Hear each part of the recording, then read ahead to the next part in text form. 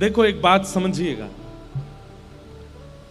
ठाकुर जी तो ब्रजवासियों को अपना सखा, भाई, बंधु, प्रियजन आदि ये सब मानते हैं। ठाकुर जी नहीं चाहते कि ये मुझे प्रणाम करें, ठाकुर जी नहीं चाहते कि ये मुझे भगवान माने, ठाकुर जी तो चाहते हैं ये सदा ऐसे प्रेम भाव में ही रहें। लेकिन भगवान के आसपास 33 कोटि देवता, कितनी सिद्धियां, कितनी योगनियां, कितनी विशाल विशाल शक्तियां ठाकुर जी के चारों तरफ भ्रमण करती रहती हैं।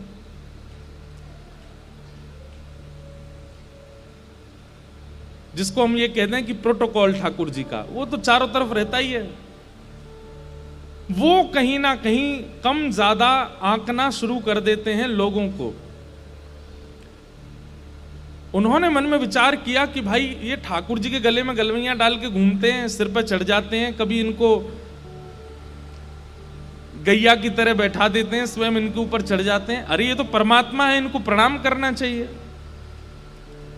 तब ठाकुर जी ने विचार किया कि ये मेरे आसपास रहने वाले देवी देवता आदि आदि ये जो भी शक्तियां हैं, ये तो भगवान के साथ रहती ही हैं।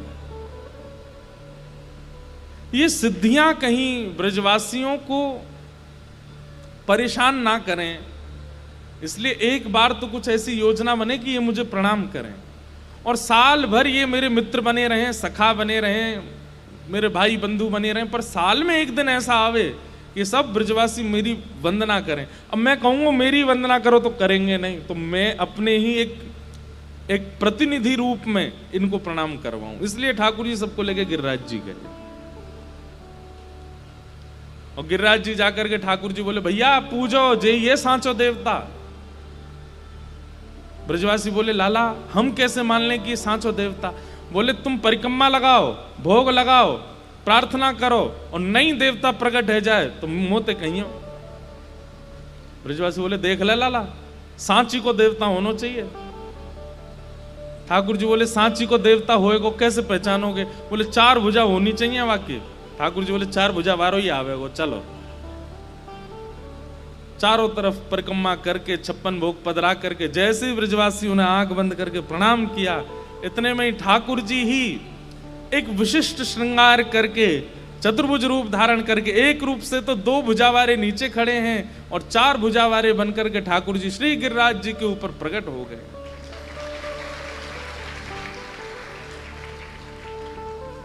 आहा, सब ब्रजवासी बोल गिरिराज धरण की। लाओ ब्रजवासियों भोग, लाओ ब्रजवासियों भोग। चारों भुजाओं से ठाकुर जी कह रहे हैं लाओ भोग लेके आओ। सब ब्रजवासी बोले वाह रे कन्हैया, वाह इंद्र की पूजा करते करते बूढ़े है गए हम, कभी दर्शन नहीं दियो माने। ये तेरो सांचो देवता देख नेक एक परिक्रमा में प्रकट है गो। ठाकुर जी बोले अब देरी मत करो, जल्दी जल्दी जाओ, अपनी अपनी सामग्री पधराओ। सब ब्रजवासी जा रहे हैं अपनी अपनी सामग्री ले ले करके। मुझे ये पद ये भी बहुत प्रिय है। अब मैं तो कोई ऐसे पद है ही नहीं जो मुझे अच्छे नहीं लगते। एक बहुत अच्छा पद है। उस पद की भावना ऐसी है, श्री गिरिराज जी के ऊपर 4 भुजा धारण करके गोवर्धन नाथ जी प्रकट हुए हैं। स्वयं कृष्ण ही गोवर्धन बन के प्रकट हुए हैं और यहां नीचे से पूजा की थाली लेके, आरती लेके, पुष्प लेके, अक्षत लेके, चंदन लेके 2 भुजा वाले श्री कृष्ण ऊपर जा रहे हैं और 4 भुजा वाले उनको देख करके हंस रहे हैं। बोले अच्छा लाला तू आयो है। अपने रूप से ही कह रहे, ठाकुर जी कह रहे हम मैं आया हूं, सबरे भोरे बारे ब्रजवासी इन पर कृपा करियो। आप अपने आप से ही बात कर रहे हैं ठाकुर जी। नंद बाबा आदि सब कह रहे हैं लाला ये तो जान है। ठाकुर जी कह रहे हैं हाँ यही गैया चरावे आऊं ना, तुम कभी कभी मिल जाए, हमारी एक मित्रता है। बोले अच्छा लाला तेरो देवता मित्र है। बोले हम बे। ठाकुर जी कह रहे हैं एक पूजन कर दूं आपको। तो 4 भुजा वाले ठाकुर जी नीचे बैठ गए हैं और 4 भुजा वाले ठाकुर जी बैठ कर लाओ करो पूजन। और श्री ठाकुर जी अपने हाथ में अक्षत लेकर के लगा रहे हैं, चंदन लगा रहे हैं। यशोदा मैया जो सामग्री बना करके लाई हैं, छोटे से कन्हैया अपने हाथन से पवा रहे हैं। 4 भुजा वाले पा रहे हैं, ठाकुर जी कह रहे हैं पूरा पानो पड़ेगा। 4 भुजा वाले नहीं, आधो पाऊंगा, आधो तुम पाओ। और ये लीला देख करके दूर खड़ी खड़ी किशोरी जी मंद मंद मुस्कुरा रही हैं और नेत्रों से आंसू गिर रही हैं। और श्री किशोरी जी गा रही हैं। सूरदास जी वर्णन करते हैं, यह लीला सब तरत कन्हाई, यह लीला सब तरत कन्हाई, यह लीला सब करत कन्हाई, यह लीला सब करत कन्हाई। एक रूप सो गिरधर पूजे, एक रूप सो गिरधर पूजे, एक रूप सो गिरधर पूजे, एक रूप सो गिरधर पूजे, एक रूप पुजवाई, एक रूप पुजवाई, यह लीला सब करत कन्हाई, यह लीला सब करत कन्हाई।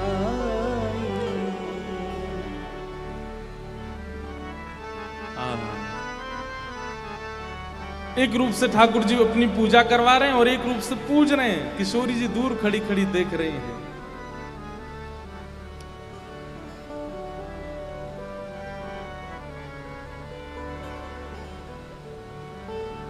सब ब्रजवासी अपने अपने घर की सामग्री लेकर के जा रहे हैं, गिरिराज जी का पूजन कर रहे हैं, पवा रहे हैं। सब ब्रजवासी आज बड़े प्रसन्न हैं क्योंकि आज साक्षात परमात्मा के दर्शन हो गए हैं।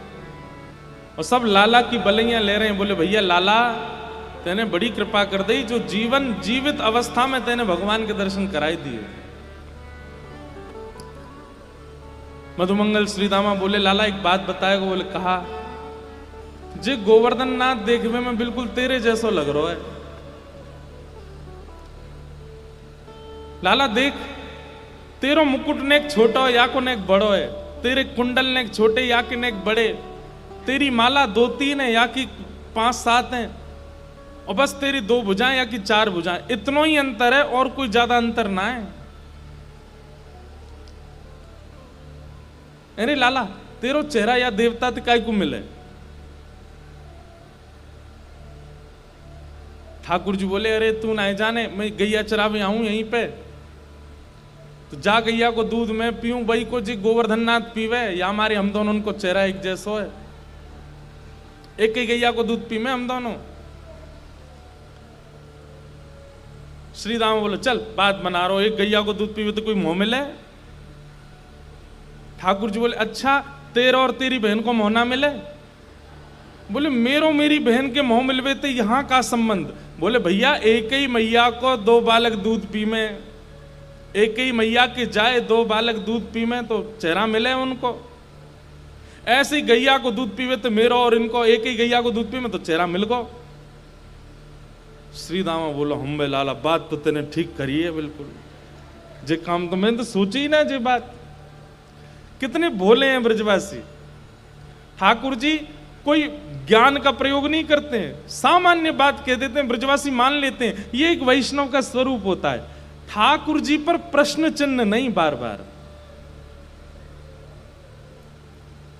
हमारे श्री हितरवंश महाप्रभु कहते हैं, जोई जोई प्यारो करे सोई मोहे भावे, जोई जोई प्यारो करे सोई मोई भावे, प्यारो करे जोई सोई सोई मोहे भावे, मोई सोई सोई करे प्यार।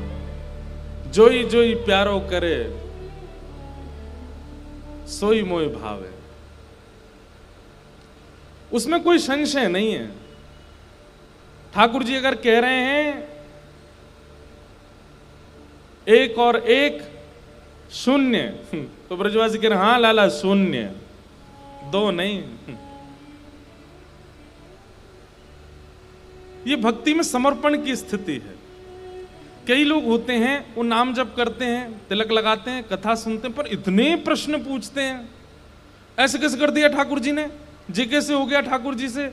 अब भाई जब पूछोगे तो समाधान तो मैं दूंगा, लेकिन कई बार स्वीकारीकरण होता है प्रेम में। प्रेम में पूछताछ नहीं होती, प्रेम में स्वीकार किया जाता है। ठीक है, जैसा लाल जी ने किया हमको उसमें स्वीकृति है, हमको उसमें कोई संशय नहीं है। अधिकतर लोग पूछते हैं क्यों गए ठाकुर जी ब्रज छोड़ करके, क्यों गए ठाकुर जी ब्रज छोड़ करके, क्यों गए ठाकुर जी मथुरा, क्यों ब्रजवासियों को छोड़ गए। लेकिन आपको जान के आश्चर्य होगा, एक भी बार ब्रज गोपियों ने ये क्यों शब्द का प्रयोग नहीं किया कि क्यों जा रहे हैं। रोका है। उद्धव जी, आज प्रसंग आएगा, उद्धव जी से भी बात कही है कि हमने प्रेम में क्या कमी छोड़ी, हमने प्रेम कैसा नहीं किया, हमें हमारे लिए कृष्ण क्या है क्या नहीं।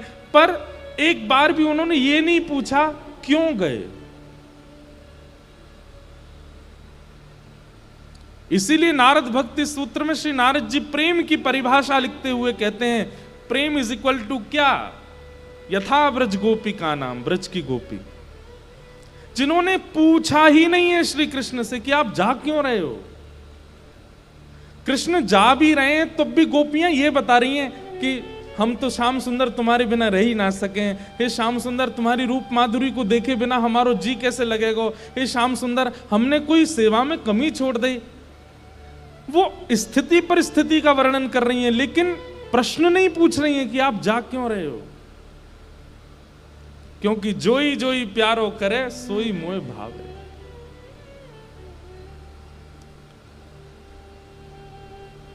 श्री दामा ने स्वीकार कर लिया कि एक ही गैया को दूध पी में, यही मारे दोनों को चेहरा मिल लो है। लेकिन एक भगवान के संग ट्यूबलाइट भी रहती है, मधुमंगल, वो धीमे धीमे खुलती है। मधुमंगल बोलो लाला एक बात बता। बोले कहा।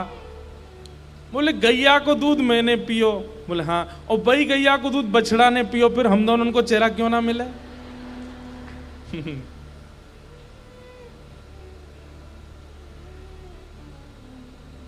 ठाकुर जी बोले कौन कह रहा ना मिले, तेरो मुंह बछड़ा सो ही लगे। ऐसे ठाकुर जी की मधुर लीला। हमारे ब्रज में तो कहीं कहीं ऐसा वर्णन करें, मधुमंगल श्रीदामा इतने चतुर, मधुमंगल श्रीदामा मन सुखा, ये सब ठाकुर जी सखा।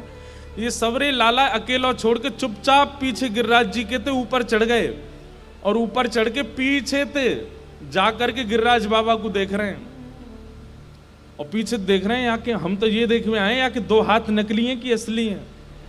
और पीछे तो जाके सबरे यूं कह रहे हैं छू के देख ले एक बार। कोई उनके गाल पकड़ के देख रहा हो, कोई हाथ पर। ठाकुर जी ने जैसे ए कहा कर रहे हो। वो लाला हम तो देख रहे कि सांची देवता है कि ना है। वो कहा पता चली, बोलो बिल्कुल सांची देवता है लाला, जैसे हमारे 2 हाथ निकले ना ऐसे ही 2 हाथ निकले आए आके भी। बड़े सीधे हैं ब्रजवासी, इसलिए ठाकुर जी को बहुत अच्छे लगते हैं। वो बुद्धि का प्रयोग, चतुराई नहीं है उनमें। अगर मैं कह दूं तो इसमें कोई अतिशयोक्ति नहीं। ठाकुर जी को इधर से जीने वाला व्यक्ति कम प्रिय है, इधर से जीने वाला व्यक्ति ज्यादा प्रिय है। और वैष्णवता, आप श्रृंगार कर लो वैष्णव का, वस्त्र पहन लो वैष्णव के, नियम पालन कर लो वैष्णव के, पर वैष्णवता तभी प्रकट होगी, तभी आपके स्वभाव में आएगी जब आप यहां की जगह यहां से जीने लगेंगे। इसका प्रयोग नहीं। ठाकुर जी को तो सीधे लोग प्रिय, हृदय वाले लोग प्रिय, और इसी का प्रमाण है कि बहुत बुद्धिमान है उद्धव। उद्धव के लिए क्या श्लोक कहा जाता है भागवत जी में, वृष्णीनाम प्रवरो मंत्री कृष्णस्य दयित सखा शिष्यो बृहस्पतिर साक्षात उद्धवो बुद्धि सत्तम। उद्धव कौन है? वृष्णि नाम प्रवरो मंत्री, वृष्णियों के मंत्री हैं। वृष्णि मतलब यदुवंशियों के। कृष्णस्य दैत सखा, दैत सखा मतलब इतने घनिष्ठ सखा हैं कि एक ही बेड पे सोते हैं, एक दूसरे के कपड़े पहन लेते हैं, एक ही थाली में पाते हैं। कृष्ण के दैत सखा हैं उद्धव जी। और शिष्यो बृहस्पतिर साक्षात, साक्षात बुद्धि के देवता बृहस्पति के शिष्य हैं, गुरु के शिष्य हैं। बृहस्पति कौन है? गुरु, उनके शिष्य हैं। उद्धवो बुद्धि सत्तम, कौन है? बोले बुद्धि में परम पारंगत हैं श्री उद्धव जी महाराज।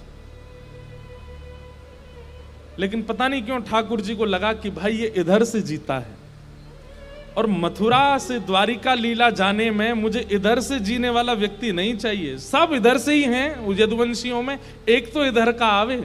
इसलिए उद्धव को वृंदावन भेजा, जाओ।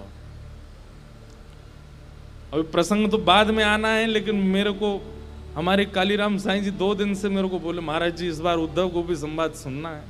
तो बार बार उद्धव आज सोच के ही बैठा हूं कि उद्धव को भी संवाद कहना है। बार बार ये उद्धव की बात आ रही है। ठाकुर जी को प्रिय बहुत है। कौन? जो हृदय से रहता, बुद्धि वाले नहीं। एक बात और कह दें, बुद्धिमान लोगों को ठाकुर जी ने संसार के लिए बनाया कि इनकी वजह से संसार चलेगा। बुद्धिमान होंगे तो इकोनॉमी डेवलप होगी, बुद्धिमान होंगे तो देश आगे बढ़ेगा, बुद्धिमान होंगे तो नई नई टेक्नोलॉजीज आएंगी, बुद्धिमान होंगे तो माया और अपना जाल बिठा पाएगी। लेकिन भक्तिमान होने के लिए तो हृदय का होना आवश्यक है। ऐसा कह दूं तो कोई अतिशयोक्ति नहीं कि बुद्धिमान माया का पोषण करते हैं, वो भी ठाकुर जी की, उसका भी आवश्यकता है। और हृदयवान भक्ति का पोषण करते हैं। इसलिए ठाकुर जी को यदि प्रेम लक्षणा भक्ति से प्राप्त करना है तो हृदयवान बनिए, सीधे बन जाओ, ज्यादा चतुराई नहीं। ठाकुर जी खींच के लाए मधुमंगल सीतामऊ, तू जाने ना देवता है, इनको छुवे के काजे वेद वेदांत आदि सबन को पाठ करना पड़े, और तू बिना बिना हाथ धोए छू रहा हूं जाके।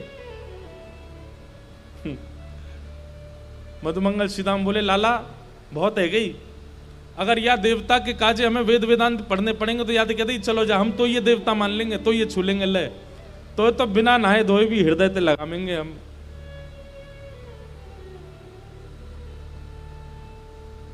ब्रजवासियों का प्रेम बड़ा अटूट है, बड़े प्रसन्न है आज सब ब्रजवासी। इतने में ही इंद्र को पता चल गया कि मेरी सेवा पूजा बंद हो गई, तो इंद्र ने मेघमालाओं को आज्ञा कर दी, जाकर के ब्रज पर इतनी वर्षा करो कि सब ब्रजवासी डूब जाएं। गड़गड़ करके बादल गरजने लगे और मूसलाधार बारिश जैसी प्रारंभ हुई। सब ब्रजवासी बोले, हम तो पहले ही मना कर रहे, इंद्र की पूजा मत करो, देखो इंद्र नाराज है गो। अरे लाला, तू 7 बरस को और तेरी बात मान करके ये 70 बरस के सवरेन ने तेरी बात मान करके ये हम इंद्र की पूजा बंद कर दी, वही को नतीजा है रोज।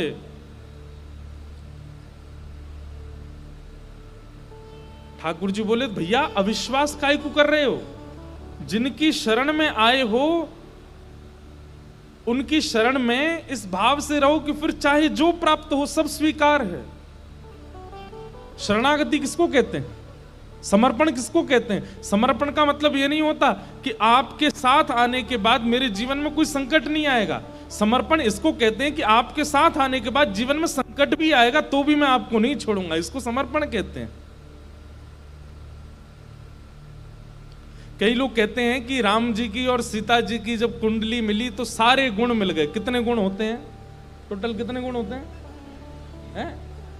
36। हाँ, तो कहते हैं 36 गुण मिले। तो अब ये लोगों की मानसिकता क्या होगी? पूरे गुण नहीं मिलने चाहिए। क्यों? सीता जी के और राम जी की भी तो मिले तो क्या हुआ? वनवास हो गया।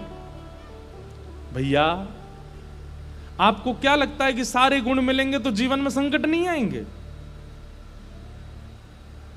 राम जी और सीता जी के 36 गुण मिले, उसके बाद वनवास आया, तो इसको यहां लगाइए कि वनवास आने पर भी सीता जी ने राम जी का साथ छोड़ा नहीं, वो रही साथ में।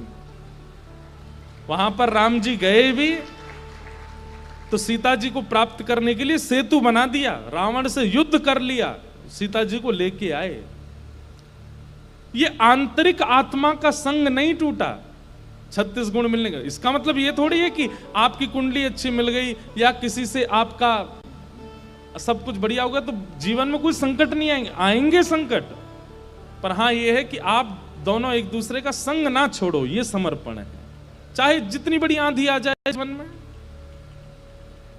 भाई गाड़ी मिली है, आपने 1 करोड़ की गाड़ी ले ली, इसका मतलब ये थोड़ी है कि ब्रेकर पे उछलेगी नहीं, ब्रेकर पे उछलेगी। सामने गड्ढा आएगा तो उसमें पता नहीं चलेगा। आती तो ऐसी गाड़ियां भी हैं उनके टायर वायर सब हिला जाते हैं, वो नहीं होता। लेकिन फिर भी कितनी भी महंगी गाड़ी ले लो, सामने से अगर 100 की रफ्तार में ट्रक से टक्कर होगी तो क्या लगेगी? नहीं, किसी को लगेगी। लेकिन हाँ ये है कि महंगी गाड़ी लोगे, चोट तो लगेगी, एक्सीडेंट तो होगा, लेकिन आपकी बचने की संभावना ज्यादा है। ठीक वैसे ही ठाकुर जी की शरणागति का मतलब यह नहीं होता कि जीवन में संकट नहीं आएंगे। संकट तो आते हैं, लेकिन आप इतने समर्पित हो कि संकट को भी प्रसाद मान के स्वीकार कर लेते हो, आप उसमें विचलित नहीं होते। ठाकुर जी ये उपदेश, अब कौन सुने ठाकुर जी को? ठाकुर जी कह रहे हैं अरे भैया समर्पण करो, इनकी शरण में आए हो तो इन पे भरोसा करो, ये सब करेंगे। ब्रजवासी बोले हमें ना करना कोई भरोसा हो, इंद्र नाराज है गो भैया, अब हमें डूबे तो कौन बचाएगो? ठाकुर जी बोले मेरो समर्पण है, देखो मैं समर्पित हूं इनकी तरफ और ये मेरी रक्षा करेंगे। बोले भैया तू अकेलो कर ले अपनी रक्षा, हम तो कहीं दूर जा रहे हैं। इतने में ही ठाकुर जी ने दंडवत प्रणाम किया और सबका समर्पण हो ये विश्वास दिलाने के लिए श्री गिरिराज बाबा को प्रणाम करके जैसे ही दोनों भुजाओं से अधर किया, 7 कोस लंबे चौड़े गिरिराज पर्वत, 21 किलोमीटर का पर्वत, वो ऐसे उठ गया जैसे कोई, मानो जैसे हमने ये पुष्प उठा लिया, कोई बल ही ना लगा हो। पर्वत जैसे उठने लगा, ब्रजवासी देख करके सब आश्चर्यचकित हो गए। भीतर प्रवेश करके बिल्कुल मध्यस्थ पहुंच करके 7 वर्ष के ठाकुर जी ने अपने बाम हस्त की कन्नी उंगली के नख पर श्री गिरिराज जी को धारण कर लिया। बोल गिरिवरधारी गोपाल की। और सब ब्रजवासियों को दिखा दिया ठाकुर जी ने समर्पण की ताकत। देखो श्री गिरिराज जी हल्के है गए, आ जाओ भैया सबरे। सब ब्रजवासी दौड़ दौड़ करके गए गिरिराज, अरे लाला ने पहाड़ उठा लियो, लाला ने पहाड़ उठा लियो। सब भीतर पहुंच गए और चारों तरफ भीतर घुसने के बाद फिर ढूंढ रहे हैं हमारे डंडा कहां है, नीचे आ जाएंगे।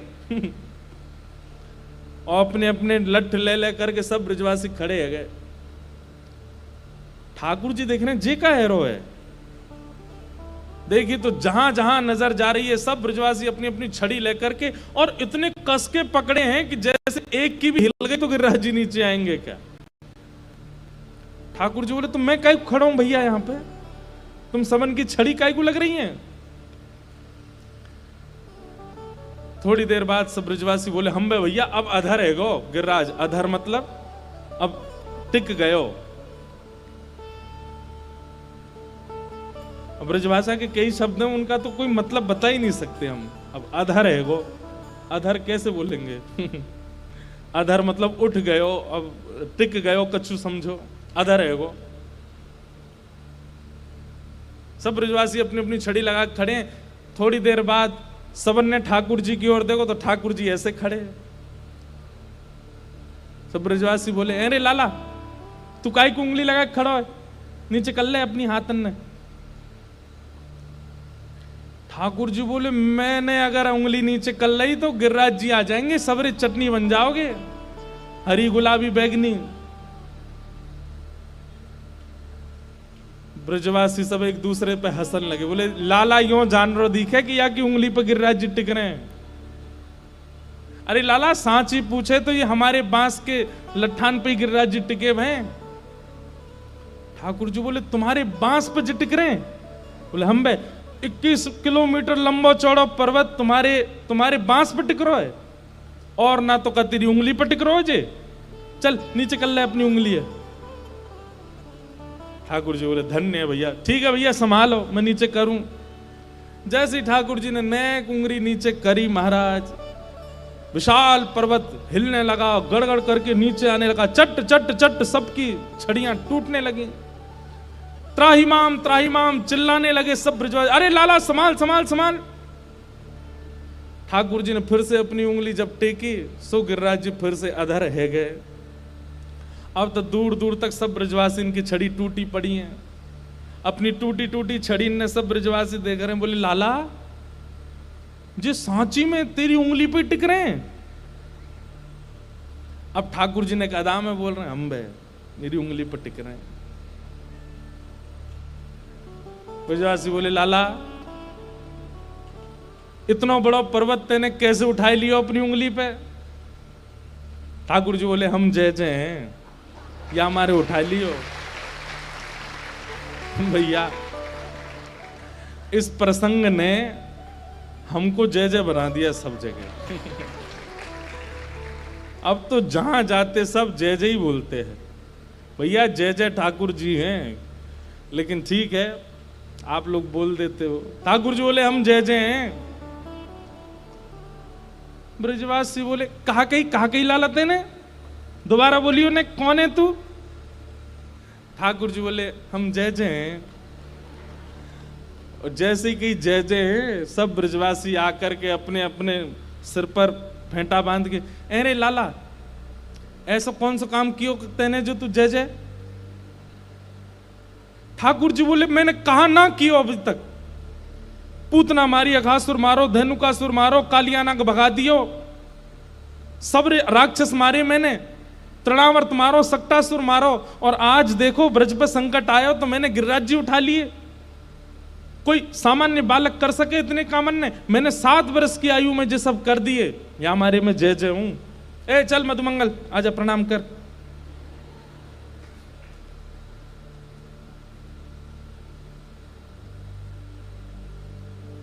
ब्रजवासी कह रहे हैं लाला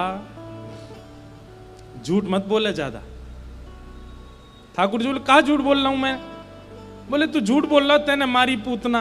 बोले और कौन न मारी फिर वो बता दे।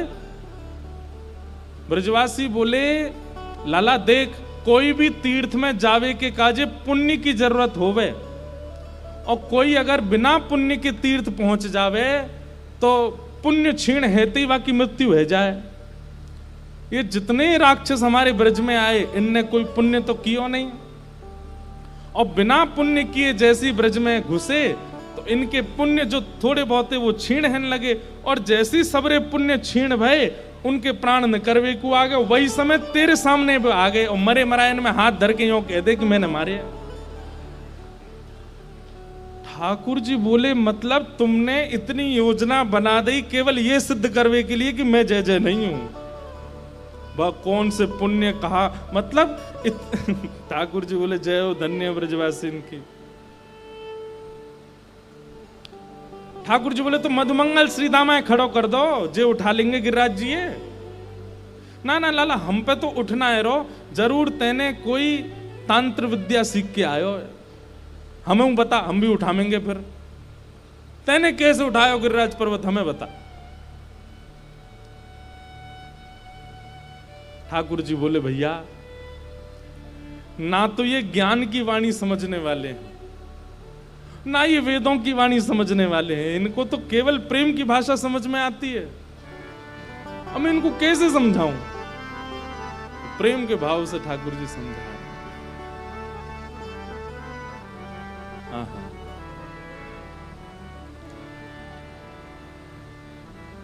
कछु माखन को बल बढ़ो, कछु गोपन करी सहाय, श्री राधे जू की कृपा सो मैंने गिरिवर लियो उठाए। भैया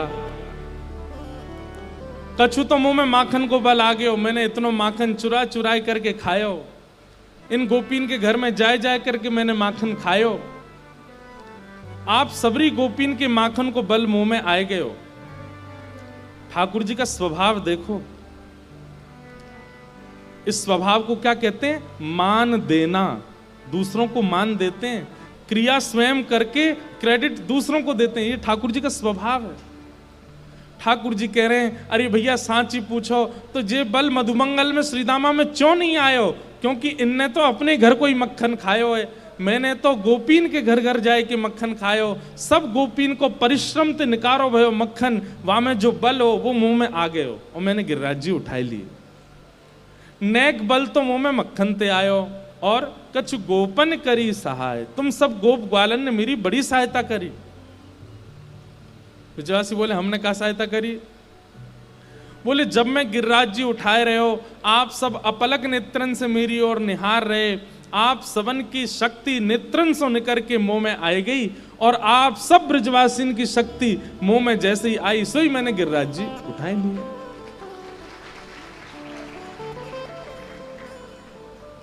अब ठाकुर जी तो बना के बोल रहे हैं बात, कोई वास्तविकता तो है नहीं है, लेकिन ब्रजवासी इतना वास्तविक मान रहे। हाँ तभी तो हम कहें हमें कमजोरी क्यों आ गई आजकल। आजकल हम थक गए हैं बहुत ज्यादा। हम बे वृंदावन ते गिरिराज जी आवे में ऐसे हाँप गए हम तो, तभी हम कहें हमारी शक्ति कहां चली गई। लाला चुराए ले गए। दो चार ब्रजवासियों ने तो 56 भोग की डलिया खोल के खाना शुरू कर दिया। नंद बाबा आके बोले अरे लाला बेचारो गिरिराज जी धारण करके खड़ा तो खावे की पड़ रही है। ब्रजवासी बोले बाबा तेने सुनी ना, लाला ने कहा कही हम खामे तो हम में शक्ति बने, और फिर हम लाला देख लें तो हमारी शक्ति लाला में चली जाए। हम बढ़िया लड्डू खामेंगे, मेवा खामेंगे, पूड़ी खामेंगे तो हम में शक्ति बनेगी, और फिर जब हम लाला देख लेंगे तो हमारी शक्ति लाला में चली जाएगी। श्री राधे जू की कृपा से मैंने गिरिवर लियो उठाए। किशोरी जी की कृपा से मैंने गिरिराज जी उठा।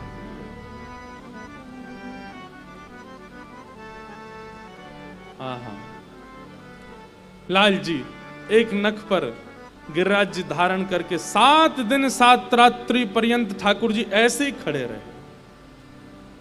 सब ब्रजवासी, लाखों की तादाद में ब्रजवासी गिरिराज जी के नीचे खड़े, और सब अपलक नेत्रों से ठाकुर जी को देख रहे हैं। यशोदा मैया कभी घी का लेपन करती है हाथ में ला करके, कभी चरणों में चंदन लगाती है, कभी लाला को अपने पल्लू ते हवा करन लगे। अरे मेरो लाला तू हार तो ना रो, तो थकान तो ना रही, 56 भोग की सामग्री लेकर के आमे लाला तू खड़ो रे, नेक नेक सो ये लड्डू पाले, नेक ये मेवा पाले, नेक मठरी पाले। ठाकुर जी खड़े खड़े प्रेम से पाती भी जा रहे हैं नेक नेक सामग्री। यशोदा मैया पवारी।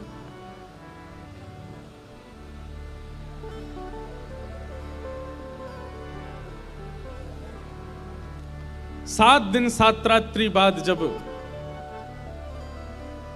इंद्र को पता चला कि भाई ये सामान्य लीला नहीं है, ये सामान्य बालक नहीं है, ये तो साक्षात परमात्मा है।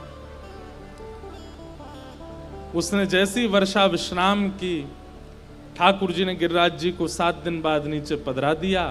इंद्र ने आकर के भगवान से क्षमा मांगी, ठाकुर जी ने इंद्र को क्षमा किया। इंद्र पर क्रोधित नहीं हुए ठाकुर जी। उसके पीछे कारण बताते हैं कि इंद्र की क्रिया से ब्रजवासियों का सामीप्य बना ठाकुर जी से, इसलिए ठाकुर जी ने इंद्र को कुछ नहीं कहा।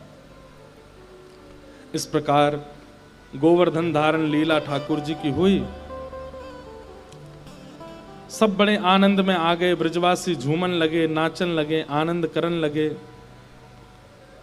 ठाकुर जी को गोद में उठा करके उछल उछल करके सब नृत्य करन लगे। लाला ने हमारी प्राण रक्षा करी, श्री कृष्ण ने हमारी प्राण रक्षा करी। गायों ने भगवान का नाम गोविंद रखा। एकादशी व्रत की महिमा बताई गई। और बंधु, गिरिराज गोवर्धन लीला में बहुत सी लीलाएं अंतरंग हुई हैं। मैं यथा यथा जब जब कथाओं में कोई भाव आता है तो मैं बताता हूं। श्री मीराबाई के प्रादुर्भाव की कथा भी गोवर्धन लीला से प्रारंभ हुई। वहीं माधवी नाम की गोपी को ठाकुर जी ने संकेत किया था कि कलयुग में मैं तुम्हारे पास आऊंगा। भगवान की कई निकुंज की लीलाएं गिरिराज उत्सव से प्रारंभ हुई। और सबसे बड़ी बात बताएं, यशोदा मैया के चित्त में श्री ठाकुर जी एक अद्भुत रूप में विराजमान हुए श्री गोवर्धन लीला के बाद। क्योंकि एकमात्र ऐसी यशोदा मैया थी जिन्होंने 7 दिन 7 रात्रि तक बिना पलक झपकाए ठाकुर जी को देखा। मां है ना, मेरे लाला को कहीं श्रम नहीं है जाए, मेरे लाला को कोई चोट नहीं लग जाए, मेरे लाला को कोई पीड़ा नहीं हो। इसलिए श्री यशोदा मैया अपलक नेत्रों से लाला को देख रही हैं।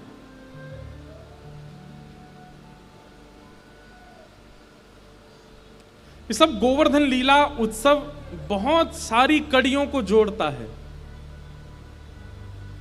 यशोदा मैया 100 वर्ष बाद जब द्वारिका में मिलती हैं ठाकुर जी से, तब यही बात कहती हैं कि लाला तेरो एक स्वरूप मेरे चित्त में बैठो है, वो स्वरूप मेरे चित्त ते कभी ना जावे। वो स्वरूप यही है। एक भुजा से ठाकुर जी ने गिरिराज जी उठा रखे हैं, दूसरी भुजा अपनी कमर पर धरी है। कई भाव एक ही भाव में प्रस्तुत हो जाते हैं। ठाकुर जी ने इस प्रकार गोवर्धन लीला की। तत्पश्चात रास पंचाध्यायी का प्रसंग प्रारंभ हुआ।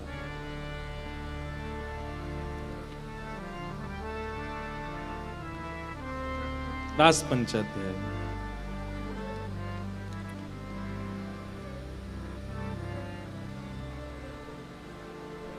भगवान पिता रात्रि शरदोत्फुल्ल मल्लिका विक्षरन्तुं मनश्चक्रे योगमायामुपाश्रित।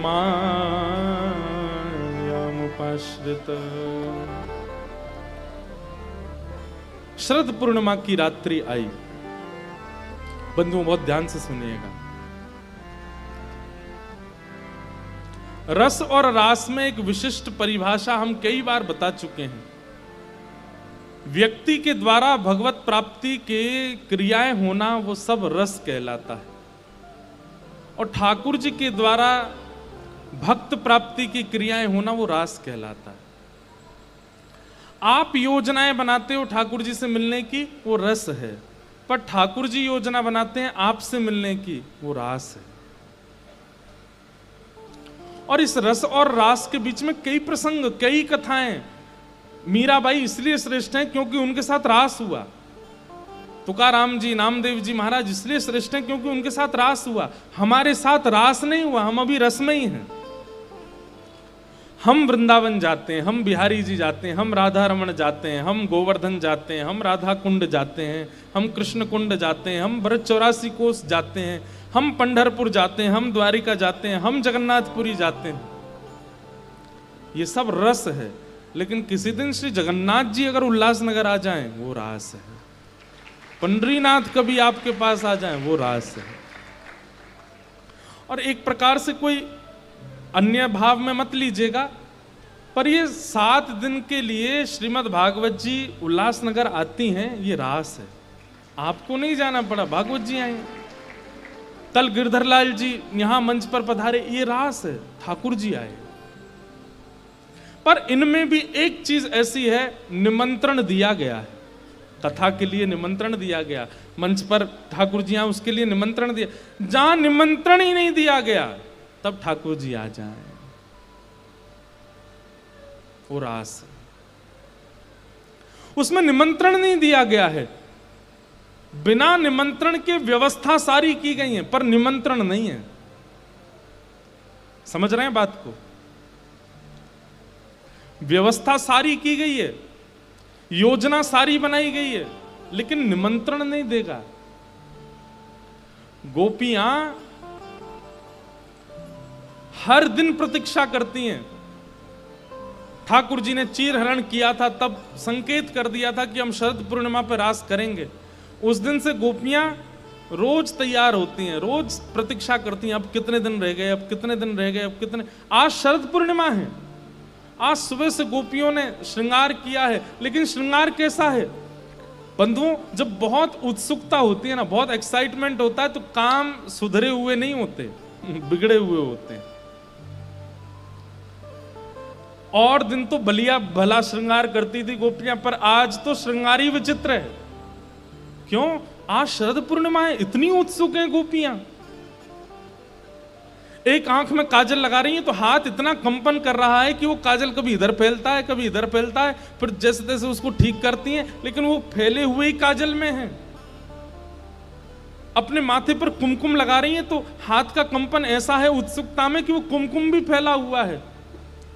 जो वस्त्र धारण किए हैं वो सब भी अत्यंत उत्सुकता के कारण वो जहां व्यवस्थित होने चाहिए वहां व्यवस्थित नहीं है। आज अपने केश भी काढ़े हैं तो वो केश भी अव्यवस्थित से हैं।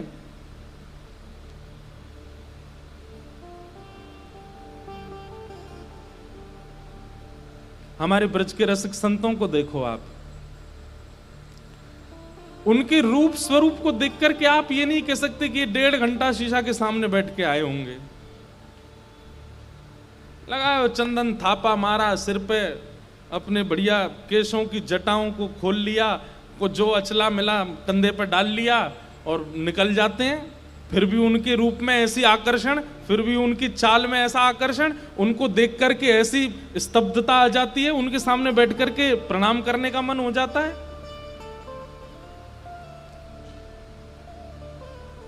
क्योंकि वो सदा उत्सुक रहते हैं ठाकुर जी के लिए।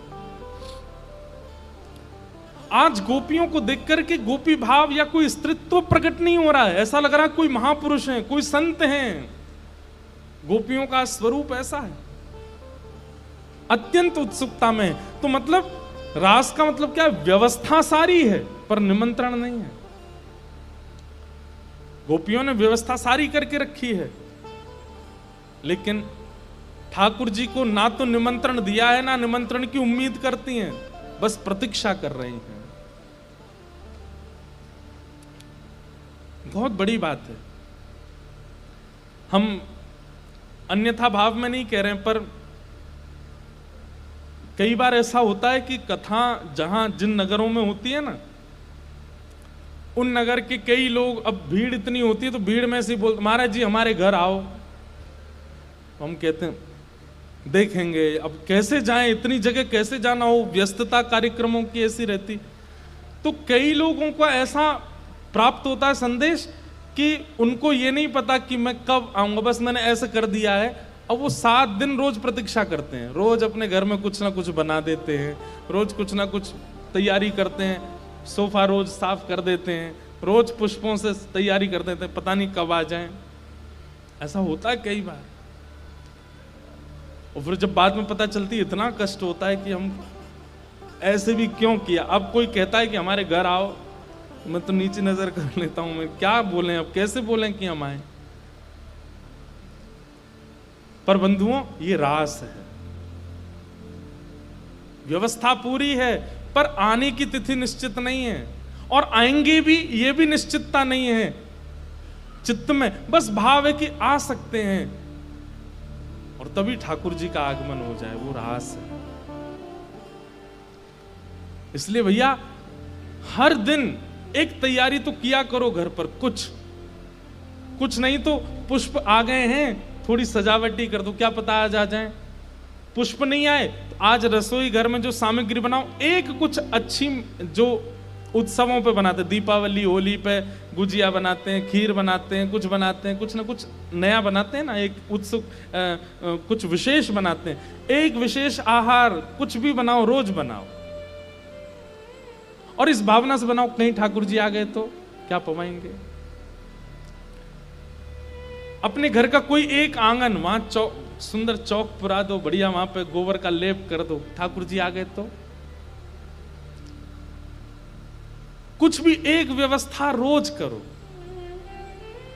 और जब ठाकुर जी नहीं आवे तो शाम को वो व्यवस्था शयन से पहले अपने सेवा के ठाकुर जी को पधरा दे, ताकि उनको इस संकेत मिलता रहे कि हमने व्यवस्था की थी, आप आए नहीं, कभी तो आएंगे।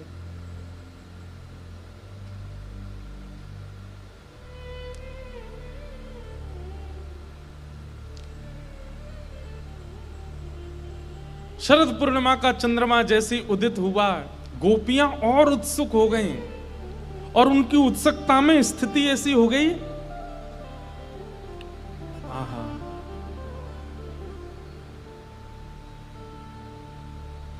तडोण्डुराजः ककुबः कनैर्मुखम्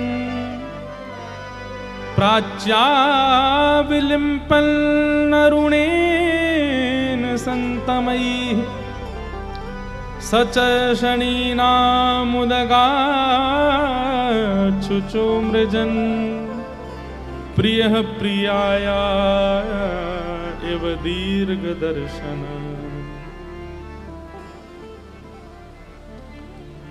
चंद्रमा ने जैसे प्रकाश डाला तो ऐसा लग रहा है कि मानो जैसे वृंदावन की परत पर कोई श्वेत कालीन बिछा दी हो। चंद्रमा के प्रकाश से श्री यमुना जी में उठने वाली तरंगें मानो ऐसी लग रही हैं कोई श्वेत श्वेत पुष्प प्रकट हो गए हों। अरे वो चंद्रमा का प्रकाश केवल गोपियों के हृदय पटल को प्रसन्न नहीं कर रहा है, आज संपूर्ण वृंदावन खिल रहा है। वृंदावन में सुंदर सुंदर पुष्प, जिनके पुष्प नहीं हैं, ऐसे वृक्षों ने भी अपने अंदर से पुष्पों को प्रकट कर दिया है। बंधुओं, इसका मतलब क्या है? कभी कभी प्रकृति शुभ संकेत करने लगती है। कभी कभी ऐसा होता है कि प्राकृतिक वातावरण, प्राकृतिक हवा, प्राकृतिक स्पर्श, प्राकृतिक वृक्ष, प्राकृतिक लीलाएं आपको संकेत करती हैं कि आज का दिन शुभ है। गोपियां जब देखती हैं कि वृक्षों में पुष्प प्रकट हो रहे हैं, यमुना जी की तरंगें आज जल जैसी नहीं पुष्प जैसी लग रही हैं, वृंदावन की फरस पर चंद्रमा की किरण मानो ऐसे लग रही है किसी ने श्वेत पराग बिछा दिए हों। पशु पक्षी सब एक ही स्वर में मानो जैसे गा रहे हों। ये सब शरद पूर्णिमा की उस रात्रि में प्रकट होने लगा। गोपियों के मन में परम आह्लाद हो रहा है। कोई दूध काट रही है, कोई काजल लगा रही है, कोई भोजन बना रही है, कोई अपने बालक को दूध पिला रही है, कोई पति को प्रसाद पवा रही है। सब अपने अपने कार्यों में थोड़ी थोड़ी व्यस्त हैं, पर सबका चित्त लगा है कि आज शरद पूर्णिमा है, आज कृष्ण ने मिलने के लिए आज्ञा की थी। मानो ऐसी हैं कि गेट सेट तो हो चुका है, बस गो कहने की देर है। तैयार बैठी हैं, सब कार्यों में लगी हैं, बस प्रतीक्षा कर रही हैं कि ठाकुर जी एक बार संकेत कर दें और हम तुरंत पहुंच जाएं उनके पास। तभी श्याम सुंदर पहुंचे हैं और एक कदम्ब वृक्ष के नीचे बैठ करके ठाकुर जी ने जैसे ही देखा शरद ऋतु की ये रात्रि, आज आकाश में गंधर्व जन भी, आज आकाश के देवी देवता भी सब उत्सुक हैं इस रास में प्रविष्ट करने के लिए। तभी ठाकुर जी ने अपनी वेणु को अधर पर धारण किया, अपनी कोमल उंगलियों से उसके छिद्रों को आच्छादित करते हुए जैसे ही ठाकुर जी ने वेणुनाद करना प्रारंभ किया, आज की वेणु सामान्य स्वरों से युक्त नहीं है। जगऊ कलम वाम दृशाम मनोहरम, ठाकुर जी उसमें क्लीम शब्द पिरो के भेज रहे हैं।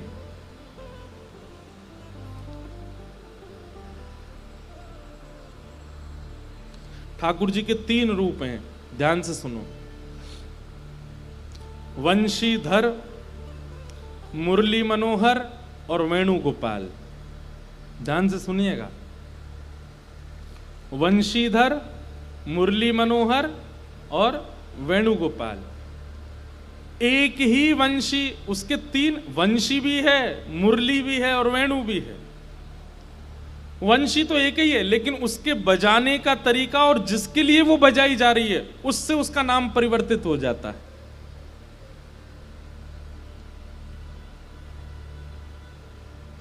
अब कैसे, थोड़ा समझिए। ठाकुर जी मुरली कब बजाते हैं? जब किसी को अपनी ओर आकृष्ट करना हो, किसी पर ठाकुर जी रीझ जाएं और वो संसार की माया में फंसा है, लेकिन ठाकुर जी का मन आ गया कि नहीं इसको अपनी ओर खींचना है, तो उसके लिए ठाकुर जी मुरली बजाते हैं। जैसे रसखान के लिए बजाई थी, ऐसी मुरली बजाई कि वो रसखान जो संसार के विषय भोग में लोलुप्त था, दौड़ पड़ा वृंदावन के लिए। तो संसार के विषय भोगों में संलिप्त है, लेकिन अचानक ऐसा कुछ होता है कि वो वृंदावन का हो जाता है, ठाकुर जी का हो जाए। समझो उसने मुरली सुनी। वंशी ठाकुर जी अपनों के लिए बजाते हैं, जो ठाकुर जी के हैं। जैसे अभी आप कथा सुन रहे हैं, इस कथा में वक्ता जो सुना रहा है, या कीर्तन सुनते हैं, भजन सुनते हैं, ये सब वंशी की धुन है, क्योंकि आप पहले से ही ठाकुर जी के हो और उनको सुनते रहते हो निरंतर। ये वंशी धुन है। और फिर तीसरी आती है वेणु। वेणु का मतलब क्या है? वेणु का स्वर आते ही नेत्र बंद हो जाएंगे, जिस कार्य में हो वहीं स्थित हो जाओगे, कार्य की पूर्ति करने लायक बचेंगे नहीं। उसी समय बस इच्छा होगी, चाहे जितना बड़ा काम हो, मुझे श्री राधा रमण जी के पास पहुंचना है, नहीं पहुंचा तो प्राण चले जाएंगे। श्री बिहारी जी के दर्शन नहीं किए तो कल कुछ हो जाएगा। श्री राधा वल्लभ लाल जी का महाप्रसाद यदि कल स्वीकार नहीं किया तो शायद हो सकता है मैं जीवित ना बचूं। ऐसी विचलनता चित्त में आ जाए तो समझो ठाकुर जी वेणु बजा रहे हैं। और तीनों में आकृति भी परिवर्तित है। ठाकुर जी वंशी बजाते हैं तो अधर के बिल्कुल सन्मुख हस्त कमल होता है, और ठाकुर जी जब मुरली बजाते हैं तो अधर ऊपर और हस्त कमल नीचे होते हैं।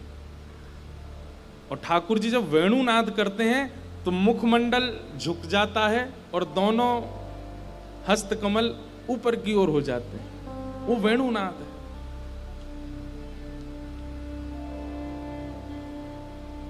कभी कभी मंदिरों में जब दर्शन करते हैं तो ठाकुर जी की आकृति में ये अनुभव किया कीजिए कि ये वंशी बजा रहे हैं, कि मुरली बजा रहे हैं, कि वेणु बजा रहे हैं। और बहुत तनिक सा ही अनुभव होगा। इससे ऐसा नहीं कि पूरे हाथ ऐसे दिखेंगे ठाकुर जी के, बहुत तनिक सा, बस अधर ध्यान लगा करके अधर देखिएगा, फिर ठीक सामने देखना अधर से कितने ऊपर या कितने नीचे हाथ हैं। अगर ठाकुर जी के अधर से नीचे हाथ लग रहे हैं तो इसका मतलब समझ जाइएगा ठाकुर जी मुरली बजा रहे हैं। अधर के सन्मुख हैं तो वंशी बजा रहे हैं। मुरली बजाने का मतलब क्या है? अभी ठाकुर जी चाह रहे हैं तुम और समीप आओ। वंशी बजाने का मतलब क्या है? ठाकुर जी कह रहे हैं तुम मेरे हो चुके हो। लेकिन जब ठाकुर जी ऊपर की ओर थोड़ा सा अधर लगे कि हस्त जो है वो अधर से ऊपर हैं, तो समझो वेणु बजा रहे हैं। और वेणु बजा रहे हैं मतलब ठाकुर जी कह रहे हैं तू रास का अधिकारी है, बस प्रतीक्षा कर, तेरे लिए वेणु बजेगी। इस सभा में बताने वाली बातें नहीं है। इनका अधिकार तो बहुत तनिक लोगों को है, बहुत किंचित लोगों को है, बहुत रस में डूबे लोगों को है। लेकिन फिर भी जो इस स्थिति को समझ पा रहे हो वो इसका अनुभव कीजिएगा। वेणु, वंशी या मुरली। आज रास के लिए ठाकुर जी मुरली नहीं बजा रहे हैं, वंशी नहीं बजा रहे हैं, वेणु बजा रहे हैं। और वेणु जब ठाकुर जी बजाते हैं तो हस्तकमल ऊपर होता है। मदमस्त होकर के ठाकुर जी बजाते हैं। बहुत कम चित्र ऐसे मिलेंगे जहां ठाकुर जी के हस्त कमल ऊपर हो और मुख जो है वो किशोरी जी की तरफ झुका हो। वो वेणुगोपाल। जैसे वेणु की ध्वनि गई है कर्ण रंध्र से, दौड़ पड़ी गोपियां। उसी समय उस काल में यह भी विचार नहीं किया कि इस कार्य को पूरा कर दें, या ऐसे ही हम जाएंगी तो इसका परिणाम क्या होगा, कौन क्या सोचेगा, पति हमें रोक सकते हैं, सास ससुर घर के या कोई भी क्या वार्ताएं करे, कुछ विचार नहीं किया। उसी अवस्था में दौड़ पड़ी हैं ठाकुर जी के पास।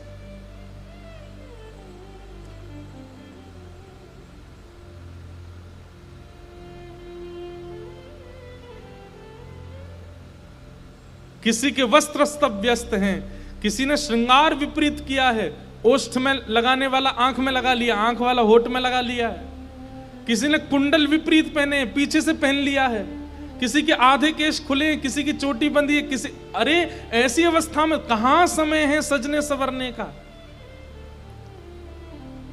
और गोपियों से कोई पूछता है कि अरे नेक्स्ट सज के तो जाओ, श्याम सुंदर के पास जा रही हो पहली बार।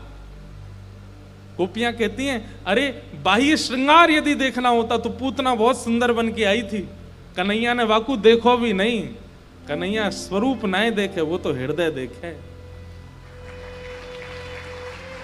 अरे वो पूतना इतनी सुंदर बन के आई कि सब ब्रजवासी मोहित हो गए वापे, और श्याम सुंदर ने अपने आंखन से हाथ ही नहीं हटाया हुआ देखवे के काजे। वो सुंदरता ना देखे, वो वस्त्र ना देखे, वो नैन नक्श ना देखे, वो रूप को लावण्य ना देखे, वो तो हृदय देखे। अगर ठाकुर जी रूप देखते तो रास में जा रही इन गोपियों में अनेक गोपियां 90-90, 100-100 वर्ष की हैं, जिनके पुत्रों के भी ब्याह हो चुके हैं। ठाकुर जी के लिए ये कोई स्त्री पुरुष के मिलन का व्यवहार नहीं है, इसको आप उसमें आंक नहीं सकते। 6 वर्ष से लेकर के 100 वर्ष की आयु तक की गोपियां रास बिहार में जा रही हैं। लेकिन एक स्थिति का वर्णन करते हुए हमारे रसिकाचार्य कहते हैं कि वो गोपी जिससे चला भी नहीं जाता है, आज वेणु का नाद सुनकर के कृष्ण प्रेम में उन्मुक्त गोपी वो एक युवा गोपी की तरह चलती हुई जा रही है रास में। इससे ये प्रमाणित होता है कि ये गोपियां जीवात्मा नहीं है, ये गोपियां सामान्य स्त्रियां नहीं है।